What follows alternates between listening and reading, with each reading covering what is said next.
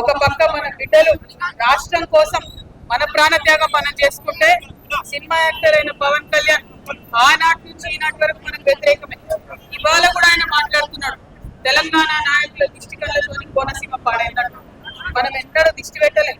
కోనసీమ బాగుంది, కోనసీమ ఎదుగుతుందో అట్లా తెలంగాణ కావాలనుకున్నాం తప్పితే ఏనాడు కూడా తెలంగాణ బిడ్డలకు మనసు చిన్నగా ఉండదు, పెద్దగా ఉంటుంది, పెద్దగా ఆలోచిస్తాం.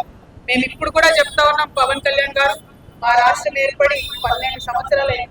ఈ 12 సంవత్సరాల్లో మేము ఇప్పుడు కూడా ఒకటే మాట అన్నాం, జై తెలంగాణ, జై ఆంధ్ర అన్నాం. తెలంగాణ ఎంత బాగుందో ఆంధ్ర కూడా బాగుండాలన్నాం. నేను ప్రత్యేకంగా లోక్సభలో నిలబడి ఆంధ్రకు ప్రత్యేక హోదా కూడా ఇవ్వాలని అడిగిన. మేము తెలంగాణ వాళ్ళం ఎప్పుడు కూడా పక్కోని గుంజుకోవాలని చూడం. పక్కోడు బాగుంటే మా కళ్ళు మండయి. మేం బాగుండాలని కోరుకుంటాం తప్పితే పక్కవాడు చెడిపోవడానికి ఇప్పుడు కోరుకోలేదు. మా ఉద్యమంలో ఒకవేళ మేము అట్లా కోరుకున్నట్టయితే ఉద్యమ స్వరూపం వేరేలా ఉంటే మా బిడ్డలు ఆత్మ బలిదానాలు చేసుకున్నాం తప్పితే ఒక్క పరాయి రాష్ట్రం వాడి వ్యక్తి మీద కూడా చెయ్యి ఎత్తలేదు మేము ఇప్పుడు కూడా. ఆ విషయాన్ని దయచేసి పవన్ కళ్యాణ్ గారు గుర్తు పెట్టుకోవాలి. ఆనాడంటే మీరు సినిమా యాక్టర్ ఏమన్నా నడిచింది, ఇవాళ మీరు డిప్యూటీ చీఫ్ మినిస్టర్. మీరు ఆంధ్రప్రదేశ్ యొక్క ప్రజలను దేశవ్యాప్తంగా రిప్రజెంట్ చేస్తారు. మీరు మాట్లాడే మాటలు కూడా మీ ప్రజలకు ఆపాదిస్తారు. కాబట్టి జాగ్రత్తగా మీరు ఆలోచన చేసి మాట్లాడాలని నేను పవన్ కళ్యాణ్ గారిని కోరుతున్నాను.